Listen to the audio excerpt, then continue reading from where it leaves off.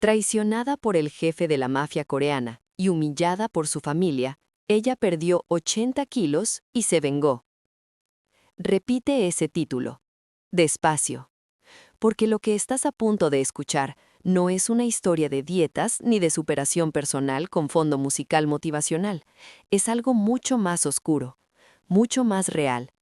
Es la historia de una mujer que fue destruida por las dos fuerzas que se supone que deben protegerte: el hombre que amadas y la familia que te vio crecer, y que decidió, desde el lugar más bajo en que puede estar un ser humano, reconstruirse no para ser amada de nuevo, sino para que nunca más nadie tuviera el poder de destruirla. ¿Cuántas veces escuchaste que la mejor venganza es el éxito? ¿Cuántas veces esa frase te sonó vacía, como un consuelo barato para personas que en realidad nunca tuvieron la oportunidad de vengar nada? Hae-jin sabe la diferencia entre esa frase como consuelo y esa frase como realidad vivida.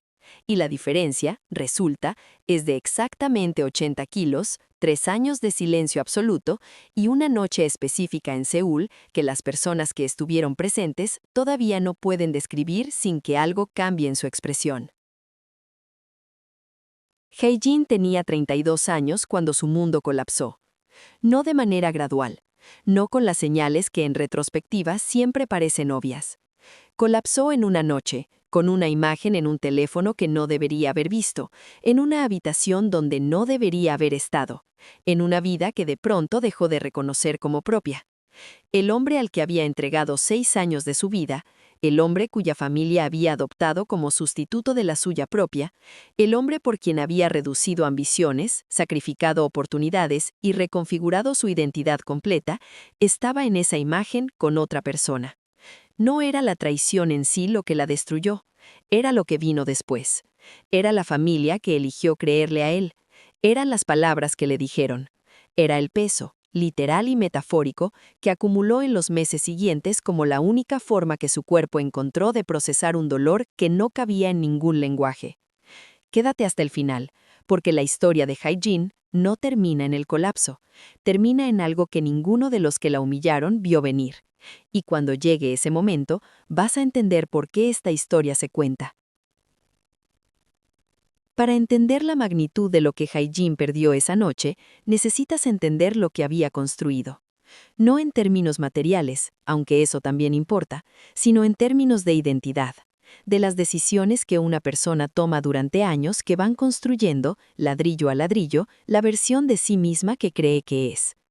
Hae-jin había crecido en Incheon, en una familia de clase media con las contradicciones específicas de las familias coreanas de esa generación. Grandes expectativas académicas combinadas con una visión muy tradicional del rol de la mujer. Estudia, le decían, sé brillante, pero no demasiado brillante, porque un hombre que se sienta inferior a su esposa es un hombre que tarde o temprano busca otro lugar donde sentirse suficiente. Hae-jin había aprendido esa lección de la manera más sutil y más duradera, no en palabras explícitas, sino en los pequeños ajustes que fue haciendo a lo largo de años para caber en el espacio que le asignaban. Era inteligente, muy inteligente. Había terminado la carrera de diseño gráfico con las mejores calificaciones de su promoción y había comenzado a construir una carrera independiente que tenía todo el potencial de ser extraordinaria. Y entonces conoció a Sung-min. Sung-min era 10 años mayor, seguro de sí mismo con esa seguridad específica que da el dinero combinado con la ausencia de cuestionamiento, atractivo en el sentido convencional, parte de una familia establecida en Seúl con conexiones en sectores que Hae-jin, en su mundo de Incheon, apenas había vislumbrado desde lejos. Y lo que Sung-min representaba no era solo un hombre, era un mundo, una red, una pertenencia a algo más grande que ella misma. Se enamoró, genuinamente, con esa intensidad de los amores que llegan cuando todavía no sabes bien quién eres y el otro parece ofrecerte una definición. Y en ese proceso de enamorarse fue dejando cosas. Primero los proyectos independientes, porque él prefería que estuviera disponible. Luego las amistades que él consideraba inconvenientes. Luego la forma en que vestía, porque la familia de él tenía opiniones. Luego el peso, que con los años y el estrés y la quietud forzada de una vida cada vez más pequeña, fue llegando de la manera en que siempre llega, despacio, en silencio, como todo lo que se instala para quedarse. ¿Reconoces ese patrón? ¿O conoces a alguien que lo vivió y lo llamó amor mientras duró? Lo que muy poca gente entiende sobre las relaciones con personas conectadas al crimen organizado es que la violencia raramente es el primer mecanismo de control. El primer mecanismo es mucho más sofisticado. Es el aislamiento gradual presentado como protección. Es la dependencia económica construida tan lenta que cuando te das cuenta ya no sabes cómo funcionar sin ella. Es la reconfiguración de tu red social hasta que las únicas personas con quienes tienes contacto regular son personas que le deben lealtad a él. Sung-min no era el jefe cuando Hae-jin lo conoció, era el heredero, el hijo mayor de una organización que operaba en los bordes del mercado de propiedades y construcción en Seúl, con tentáculos que llegaban a contratos gubernamentales, licitaciones arregladas y la clase de favores que no se documentan pero que mueven ciudades. Su padre dirigía todo con la discreción de quien lleva décadas perfeccionando la invisibilidad del poder real, y Sung-min esperaba su turno con la paciencia de quien sabe que el turno llegará. Hae-jin no supo nada de esto durante el primer año. El segundo año empezó a sospechar. El tercero tuvo suficiente evidencia para construir un caso, pero no suficiente distancia emocional para actuar sobre él. Porque eso es lo que hacen los años. Construyen deuda emocional, construyen historia compartida, construyen la narrativa de lo que tienes, aunque imperfecto, es lo que eres, y deshacerla requiere un nivel de violencia interna que la mayoría de las personas evita hasta que ya no tiene opción. La familia de Sung-min la había aceptado con esa cordialidad estratégica que las familias poderosas tienen con las parejas de sus hijos cuando todavía están en periodo de evaluación. La madre la miraba con esa sonrisa que mide y cataloga. Las hermanas la incluían en conversaciones con la generosidad calculada de quien te hace sentir bienvenida sin hacerte sentir igual. Y Hae-jin, que había llegado de Incheon con sus calificaciones brillantes y su carrera abandonada y su amor genuino, había hecho lo que hacen las personas cuando quieren pertenecer a algo. Se adaptó, se hizo más pequeña, más silenciosa, más complaciente, hasta que un día, sin que nadie se lo pidiera explícitamente, dejó de ser completamente ella misma para ser principalmente la novia de Sung-min. Y ese día no tiene fecha en el calendario, porque no ocurrió en un día, ocurrió en miles de días pequeños que nadie registra mientras suceden. La noche que todo colapsó fue un jueves de noviembre. Hae-jin lo recuerda con esa precisión que tienen los momentos que dividen la vida en antes y después. Había ido al apartamento de Sung-min sin avisar, algo que rara vez hacía porque había aprendido que las visitas no anunciadas lo irritaban, pero esa noche llevaba un regalo para su cumpleaños del día siguiente y quería dejárselo antes. Tenía llave. Entró, y lo que encontró no fue dramático en el sentido cinematográfico. No hubo gritos, no hubo escena, solo una situación inequívoca en un espacio que ella había decorado, en una cama con sábanas que ella había elegido, con una mujer que resultó ser, irónicamente, la hija de uno de los socios principales del padre de Sung-min. Lo que Hae-jin sintió en ese momento no fue el dolor agudo que uno espera, fue algo más frío, más clínico, como si una parte de ella que llevaba años esperando la confirmación de algo que ya sabía, por fin hubiera recibido la evidencia que necesitaba. Salió, sin decir nada. Caminó 8 cuadras hasta un café que estaba abierto, pidió algo que no recuerda qué fue, y se sentó durante 2 horas mirando la mesa.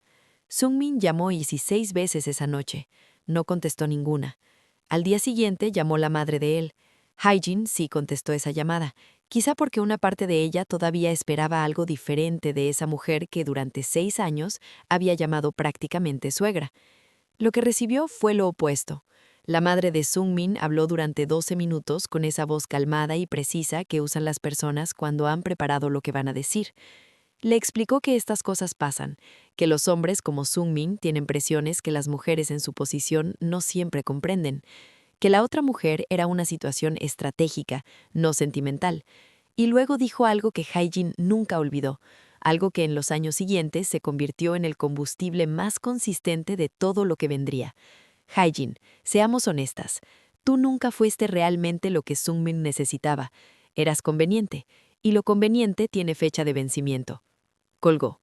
Y Hae-jin se quedó con el teléfono en la mano y esa frase instalada en algún lugar de su cerebro donde las cosas que más duelen van a alojarse para quedarse. Lo que siguió fue el periodo que Hae-jin llama, sin dramatismo, los meses oscuros. No porque esté siendo literaria, sino porque así es como los recuerda, como una oscuridad consistente que no tenía que ver con la luz exterior, sino con algo interno que se había apagado y que no sabía si volvería a encenderse. Volvió a Incheon, a la casa de sus padres, que fue, en lugar del refugio que debería haber sido, el segundo frente de la guerra. Sus padres no eran personas crueles, eran personas de su generación, con sus limitaciones específicas y sus miedos específicos, y lo que expresaron no fue maldad, sino algo que a veces duele más que la maldad, decepción mezclada con vergüenza. Su madre le preguntó, en la primera semana, qué había hecho para que Sungmin buscara a otra, no como acusación explícita, como pregunta genuina, desde la lógica de una generación que aprendió que cuando un hombre se va es porque algo en la mujer falló.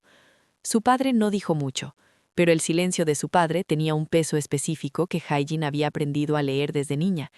Era el silencio de quien está calculando el costo social de la situación, de quien está pensando en qué va a decirle a los vecinos, a los parientes, a las personas cuya opinión constituya el termómetro con que mide el valor de su propia vida.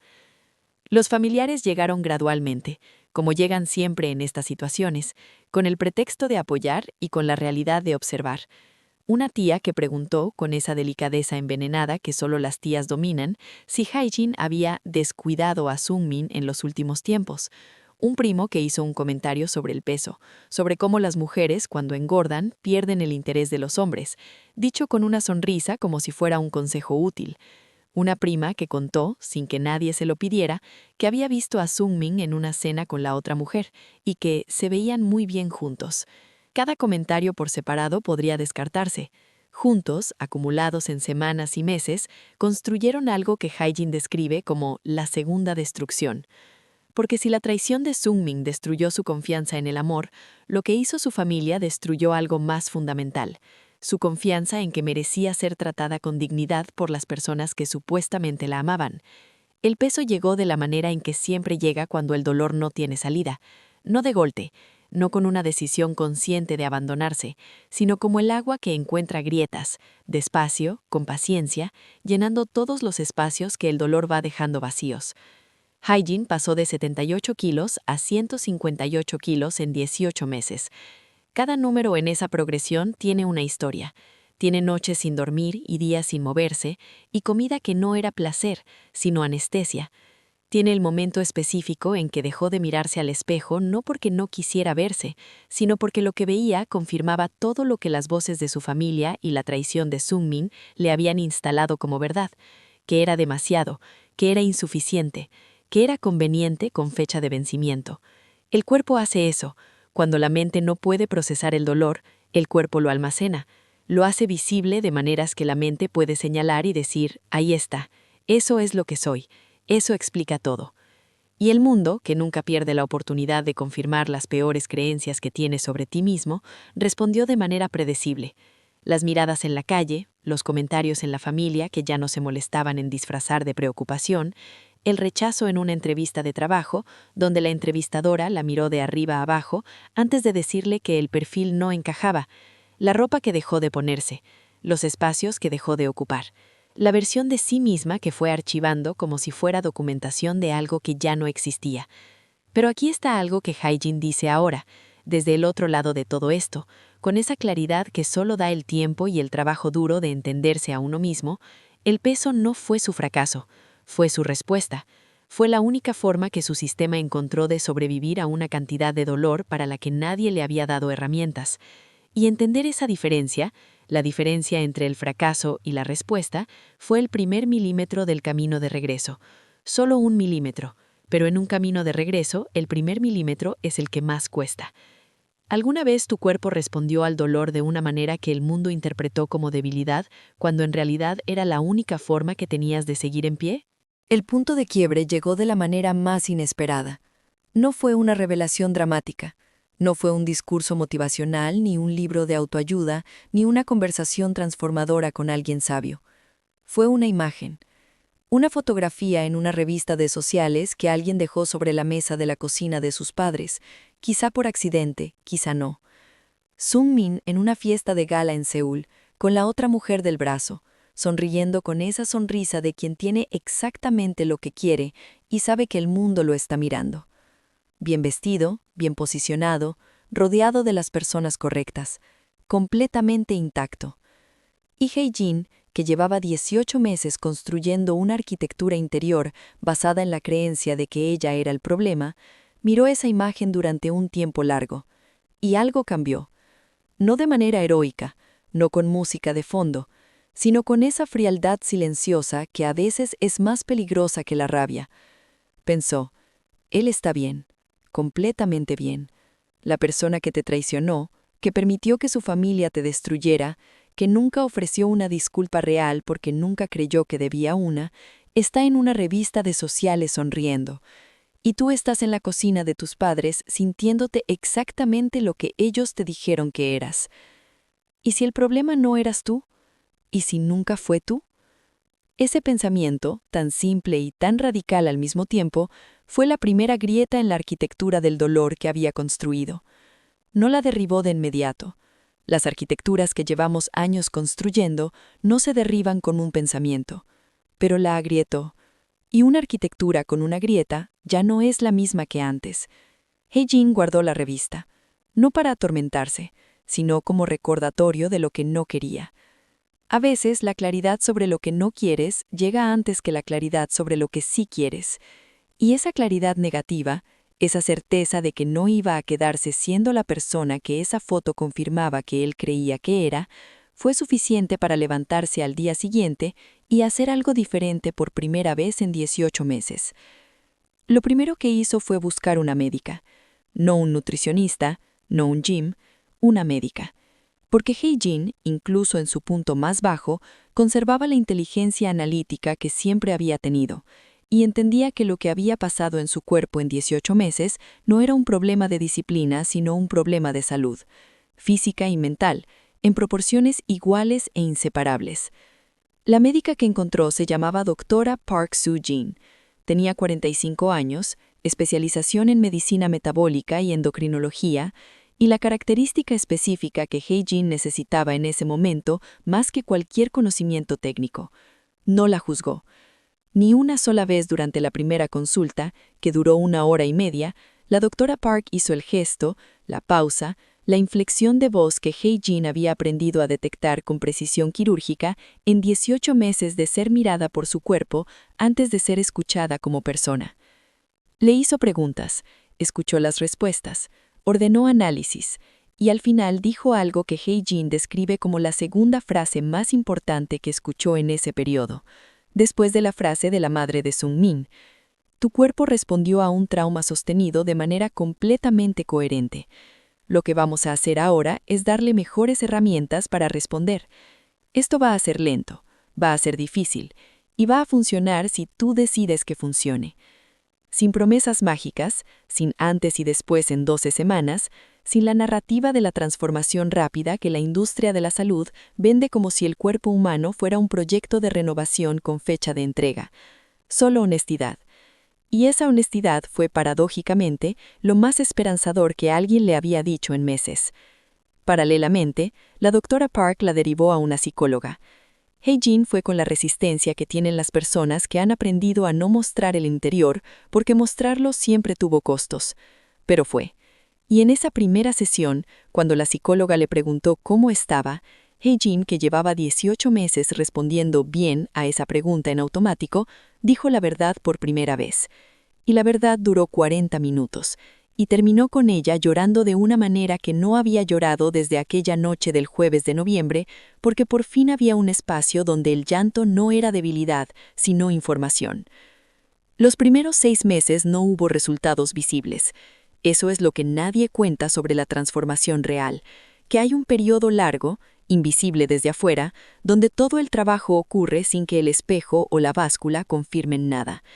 Hye-jin seguía el plan de la doctora Park. Iba a la psicóloga cada semana, dormía las horas que le indicaban porque el sueño, resultó, era una de las variables más determinantes en la regulación metabólica de su cuerpo. Comía de maneras que no tenían nada que ver con restricción y todo que ver con nutrición real. Caminaba 30 minutos al día, luego 40, luego 1 hora. No porque amara caminar, sino porque descubrió que durante esa hora su mente hacía algo que no había podido hacer en 18 meses: procesar en lugar de rumiar. Hay una diferencia entre procesar el dolor y darle vueltas al dolor. Procesar significa atravesarlo, entenderlo, ubicarlo en contexto, extraer de él algo que puedas usar. Rumiar significa quedarte atrapada en el loop del mismo pensamiento sin que nada avance. La caminata le daba a la mente el ritmo que necesitaba para procesar en lugar de rumiar. Y en esos 6 meses silenciosos, mientras el cuerpo todavía no mostraba los cambios que vendrían, la mente empezó a reorganizarse. Empezó a recuperar la arquitectura de quien había sido Hye-jin antes de que la relación con Sung-min la reescribiera. Recordó que había sido brillante, que había tenido una carrera con potencial real, que había tomado decisiones creativas que sus profesores habían calificado como excepcionales, que había tenido amistades reales antes de que él, gradualmente, las fuera haciendo inconvenientes. Y en ese proceso de recordar, ocurrió algo más peligroso para todos los que la habían humillado que cualquier plan de venganza explícito. Hye-jin empezó a creer de nuevo que valía algo. No mucho todavía, no con la solidez que llegaría después, pero lo suficiente para levantarse cada mañana con algo más que inercia, lo suficiente para empezar a pensar en el futuro en términos de lo que quería construir en lugar de lo que había perdido.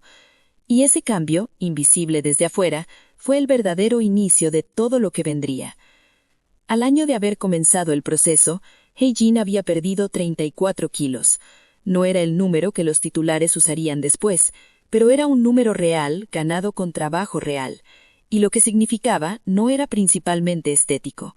Significaba que su cuerpo había aprendido a confiar en ella de nuevo, que las señales de hambre y saciedad, que durante 18 meses habían estado completamente disociadas del placer o la nutrición, empezaban a funcionar con una coherencia que ella reconocía como salud. Su presión arterial había bajado. Sus niveles de inflamación, que la doctora Park había descrito como alarmantes en la primera consulta, estaban dentro de rangos normales. Dormía 7 horas seguidas, algo que no había hecho en 2 años. Y su mente, que la psicóloga había descrito en las primeras sesiones como en estado de alarma crónica, había desarrollado la capacidad de distinguir entre amenazas reales y ecos del trauma que su sistema nervioso interpretaba como amenazas, aunque ya no lo fueran. Fue en ese momento que Hye-jin tomó la segunda decisión grande. Volvió al diseño gráfico, no como empleada de una empresa que la miraría de arriba a abajo antes de escuchar su portafolio, sino como independiente. Creó un perfil en plataformas internacionales con sus trabajos anteriores, los que había hecho durante la carrera y en los primeros años antes de que Sung-min los considerara distracciones. Y descubrió algo que la sacudió de una manera que no esperaba. Era buena, no competente. Buena. Los primeros clientes llegaron despacio, luego más rápido. La calidad de su trabajo hablaba con esa elocuencia que tiene lo genuino cuando no está filtrado por el miedo a no ser suficiente. Empezó a ganar su propio dinero, primero poco, luego suficiente, luego más que suficiente. Y cada transacción, cada proyecto completado, cada cliente satisfecho, era una piedra más en la reconstrucción de algo que Sung-min y su familia y su propia familia habían intentado convencerla que no existía. Su propio valor independiente de cualquier hombre, independiente de cualquier peso, independiente de la aprobación de personas que habían demostrado no merecerla.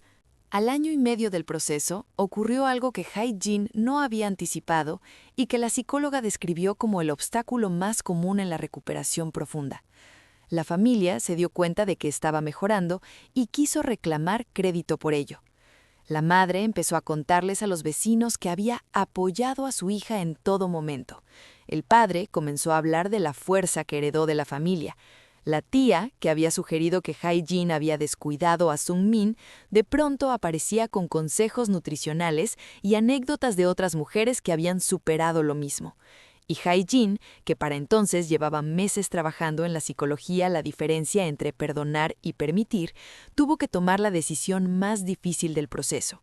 No la de dejar a Sung-min, que en algún punto había ocurrido casi sola, no la de cambiar su alimentación o volver al diseño, sino la de redefinir los términos bajo los cuales su familia podía participar en su vida.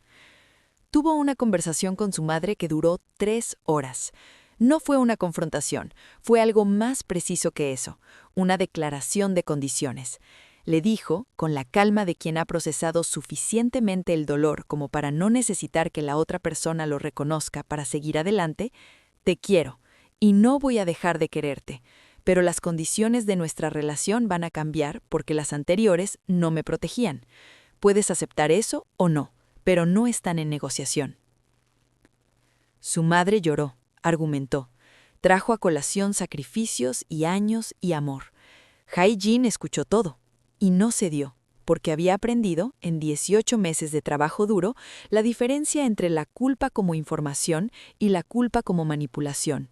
Y lo que su madre estaba usando no era información, era el mecanismo de siempre, hacerla pequeña para que el mundo de ellos siguiera siendo el tamaño correcto. Esa conversación fue un punto de inflexión, no porque la relación con su familia se rompiera, que no se rompió, sino porque por primera vez en su vida, Hae-jin salió de una conversación familiar siendo ella quien había definido los términos. Y esa sensación, nueva y un poco aterradora y completamente necesaria, se convirtió en otra piedra del edificio que estaba construyendo.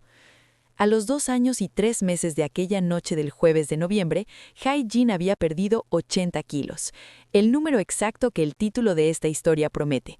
Pero lo que ese número significa es completamente diferente de lo que la mayoría imagina cuando escucha «perdió 80 kilos».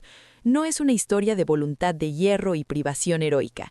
Es una historia de reparación, de un cuerpo que cuando le dieron las condiciones correctas, sueño, nutrición real, movimiento progresivo, atención médica competente, trabajo psicológico honesto, respondió con la inteligencia que siempre tuvo, pero que el trauma había suprimido. Es una historia de una mente que cuando dejó de procesar amenaza constante y empezó a procesar posibilidad, liberó recursos que habían estado secuestrados por el miedo. Y es, también, una historia de tiempo, de los 2 años y 3 meses que el mundo de los resultados instantáneos habría considerado demasiado lentos, y que fueron exactamente el tiempo que necesitaba para que la transformación fuera real y no cosmética. Pesaba 78 kilos, los mismos que cuando conoció a Sung-min, pero era una persona completamente diferente, no porque el número fuera el mismo, sino porque esta vez el cuerpo no era el precio que pagaba por la aprobación de alguien, era el suyo, completamente suyo, construido por ella, para ella, con sus propias decisiones y su propio esfuerzo y su propio tiempo. Tenía 34 años, una carrera de diseño que facturaba más en un mes de lo que había ganado en el último año de relación con Sung-min. Un apartamento propio en Seúl, pequeño pero completamente suyo, sin deudas emocionales ni condiciones implícitas. Una red de amistades reconstruida con personas que la habían elegido sin necesitar que fuera más pequeña para caber en sus vidas. Y un plan.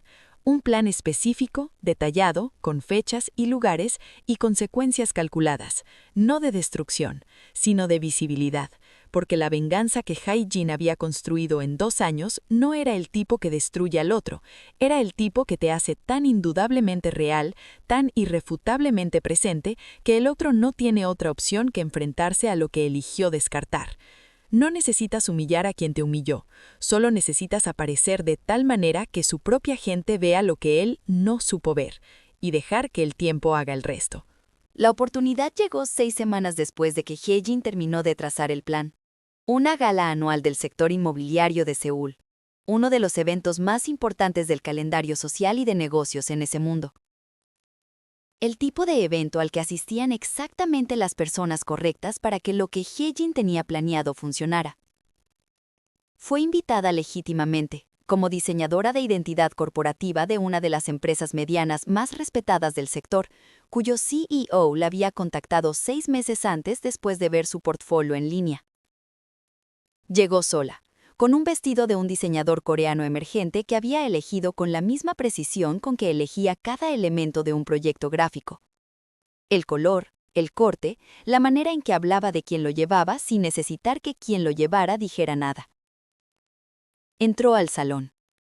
Y durante los primeros 30 minutos circuló con esa calma de quien sabe exactamente dónde está y por qué. Habló con clientes, con potenciales colaboradores, con personas que conocían su trabajo y que la trataron con el respeto que se reserva para quien ha demostrado ser bueno en lo que hace.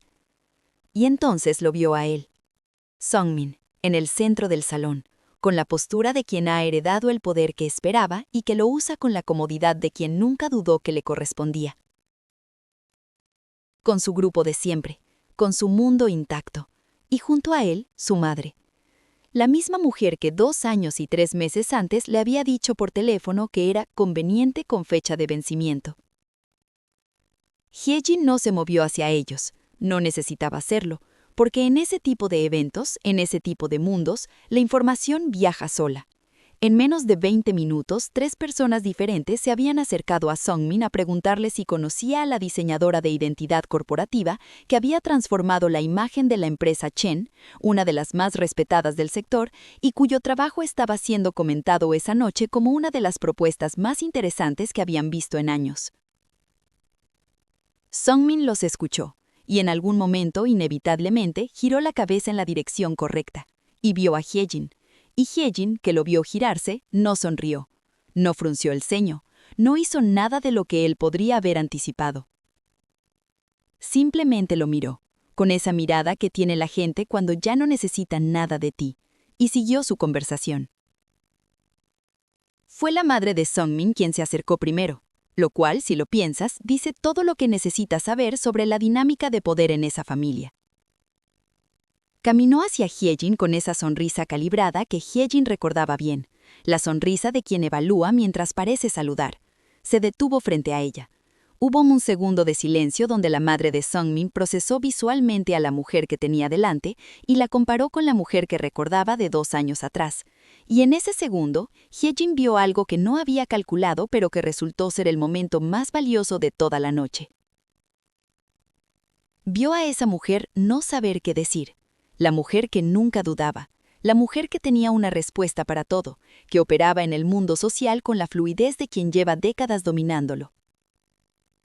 No supo qué decir, porque la narrativa que había construido sobre Hyejin, conveniente, reemplazable, insuficiente, no cabía en la persona que tenía delante. Finalmente dijo, Hyejin, ¡qué sorpresa!, con esa pausa que delata que la palabra original no era sorpresa. Y Hyejin, con la calma que solo tiene quien ha procesado completamente algo, respondió, «Señora Kim, qué bueno verla. Disculpe, tengo que hablar con mi cliente». Y dio media vuelta. Sin escena, sin el discurso que durante 2 años había construido en su cabeza en los momentos más oscuros, sin la catarsis dramática que las películas prometen. Solo una media vuelta tranquila y la continuación de una conversación de negocios, porque había entendido algo más sobre la venganza. El discurso preparado le da poder a quien lo recibe, porque los obliga a reaccionar. El silencio elegante, la indiferencia genuina, la evidencia irrefutable de que ya no ocupas 1 centímetro de espacio en su mente, eso no tiene respuesta. Eso simplemente existe, y existe de una manera que la otra persona tiene que cargar sola sin que tú tengas que hacer ningún esfuerzo adicional para que duela. Sungmin la encontró en la terraza. 1 hora después, durante ese momento de la noche en que los eventos de este tipo tienen una pausa natural y la gente sale a tomar aire. Estaba sola, con una copa que sí estaba bebiendo, mirando Seúl desde las alturas con esa familiaridad de quien ha vuelto a ser parte de la ciudad después de un tiempo de exilio interior. Él se acercó con la postura del hombre que necesita recuperar algo que no sabe cómo pedir. Hyejin, solo su nombre, como si no supiera que seguía. Ella lo miró, sin calor, sin odio tampoco, que es lo importante, porque el odio todavía es una forma de conexión, con esa neutralidad que es el verdadero final de algo. Hyejin, estás... Hizo la pausa de quien no sabe si terminar la frase. Estás diferente. Sí, dijo Hyejin, sin explicar, sin agradecer implícitamente el comentario, solo confirmando la observación como un hecho. Sungmin habló durante varios minutos. Dijo cosas que Hyejin escuchó con esa parte de su atención que se reserva para información que puede o no ser relevante.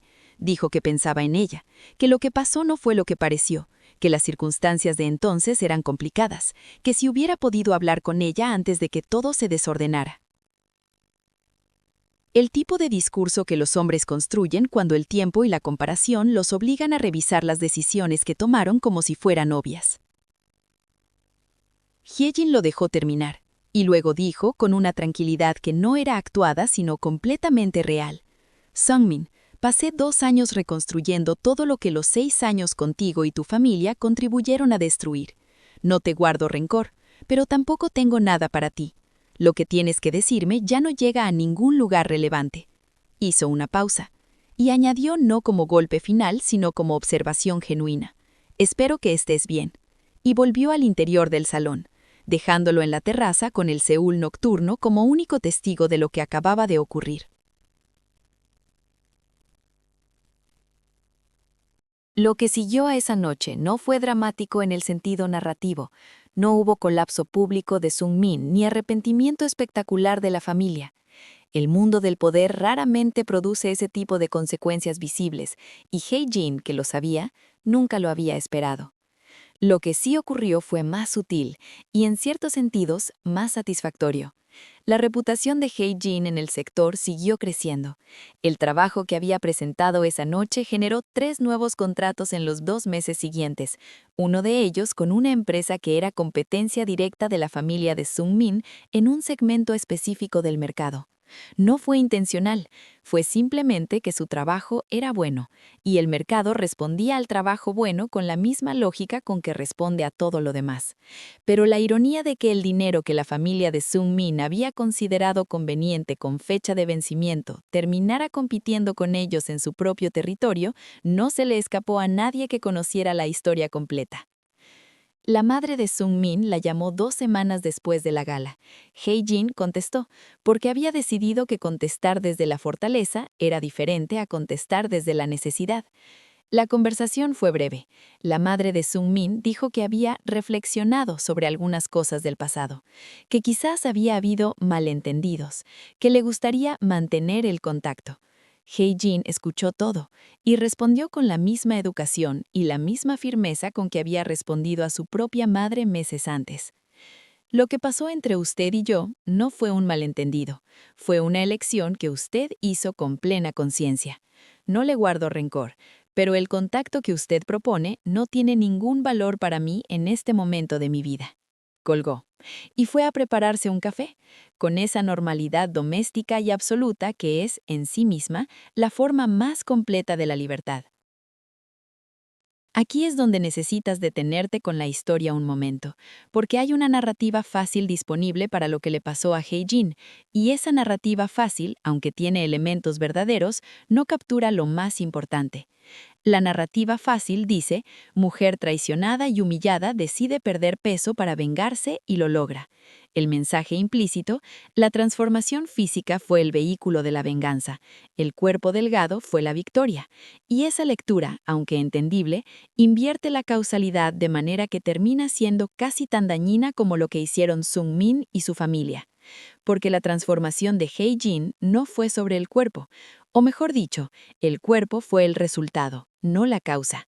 La causa fue la decisión de tratarse a sí misma como alguien que merece tiempo, atención médica competente, trabajo psicológico honesto, sueño suficiente, movimiento real y la construcción gradual de una identidad que no dependiera de la aprobación de nadie que le había demostrado no merecerla. El cuerpo respondió a eso, como los cuerpos responden cuando se les dan las condiciones correctas.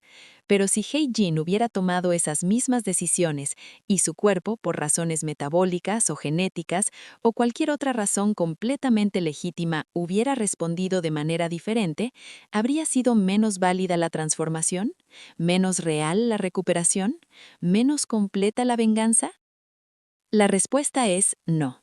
Y es importante decirlo en voz alta porque hay personas escuchando esta historia que están en su propio proceso, que están tomando sus propias decisiones difíciles sobre cómo tratarse a sí mismas después de haber sido tratadas como si no valieran nada. Y esas personas necesitan escuchar que el valor del proceso no está en el número de la báscula, está en la decisión de elegirse, de poner los propios recursos al servicio de la propia vida en lugar de al servicio de la validación de quien te dañó. Eso es lo que hizo Hye-jin. Eso fue la venganza real. Todo lo demás fue consecuencia. Hay algo en esta historia que va mucho más allá de una mujer que recupera su vida después de una traición. Hay un patrón que se repite en millones de vidas con variaciones de detalle, pero con la misma estructura esencial, y reconocerlo es la única forma de no reproducirlo o de salir de él cuando ya estás dentro. El patrón funciona así. Alguien que tiene poder sobre ti, sea una pareja, una familia, una institución, te convence de maneras sutiles y acumulativas de que el problema eres tú, que si las cosas van mal es porque tú eres insuficiente, que si te traicionan es porque de alguna manera lo provocaste, que si te humillan es porque merecías ser puesto en tu lugar. Y el mecanismo más efectivo de ese convencimiento no es la violencia explícita, es la repetición. Es la consistencia con que esa narrativa aparece en las voces de las personas a quienes amas y en quienes confías, hasta que empiezas a usarla tú mismo, en tu propia voz interior, sin necesidad de que nadie te la diga porque ya la internalizaste completamente. He-jin tardó 18 meses en llegar al punto de ruptura, y luego tardó 2 años más en reconstruir, 3 años y medio en total desde el jueves de noviembre hasta la noche de la gala. Eso es lo que tarda la recuperación real cuando se hace de manera honesta y sin atajos. Y eso también necesita decirse, porque vivimos en una cultura que vende la superación en ciclos de 30 días y que implica que si tardas más es porque no estás esforzándote suficiente. La verdad es que el daño profundo requiere tiempo profundo, y el tiempo profundo requiere paciencia con uno mismo de una clase que nadie nos enseña porque no es telegénica ni vendible ni cabe en un post de redes sociales. ¿Tienes paciencia con tu propio proceso? ¿O te exiges los tiempos de recuperación que la cultura de la productividad considera aceptables sin importar lo que realmente necesitas? He-jin tiene 36 años hoy. Dirige su propio estudio de diseño en Seúl con 4 colaboradores. Tiene contratos con 12 empresas, 3 de ellas internacionales. Vive en un apartamento que eligió con los mismos criterios con que elige todo ahora. No lo que otros consideran apropiado, sino lo que genuinamente quiere. Tiene relaciones, amistades, vínculos, conversaciones que construyó sobre la base de quién es, en lugar de sobre la base de quién necesitaba ser para que alguien se quedara. La relación con su familia es funcional y tiene límites claros que ella definió y que después del periodo difícil de negociación que toda redefinición de límites implica, se respetan. No porque su familia se transformó milagrosamente en personas diferentes, sino porque He-jin dejó de relacionarse desde la posición de quien necesita aprobación y empezó a relacionarse desde la posición de quien ofrece presencia pero no la mendiga. De Sung-bin sabe lo que sabe por el sector en el que trabaja, que es el mismo en el que él opera. Está bien, su organización sigue funcionando. La otra mujer, con quien aparecía en aquella revista de sociales que fue el punto de quiebre, ya no está. Hay alguien más. El mundo de Sung-min sigue siendo el mismo mundo, con sus mismas lógicas y sus mismas elecciones. Y eso también es información. No sobre él, sobre lo que He-jin se habría quedado siendo si se hubiera quedado en ese mundo. Lo que esta historia quiere dejar en ti no es la imagen de una mujer que perdió 80 kilos y se vengó de quien la traicionó. Es algo más incómodo y más útil que eso. Es la pregunta en qué mundo estás eligiendo quedarte, qué voces estás dejando que definan el valor que tienes, y qué pasaría si decidieras, no mañana ni cuando las condiciones sean perfectas, sino ahora mismo, que el problema nunca fuiste tú. Si esta historia movió algo en ti, si en alguno de estos 20 párrafos reconociste algo que creías que solo tú sentías, suscríbete al canal, activa la campanita y cuéntanos en los comentarios, ¿alguna vez alguien te convenció de que el problema eras tú? ¿Y cuánto tiempo tardaste en entender que no era verdad? Queremos leer tu historia, porque aquí, el silencio que el mundo te pidió que guardaras tiene un lugar donde romperse.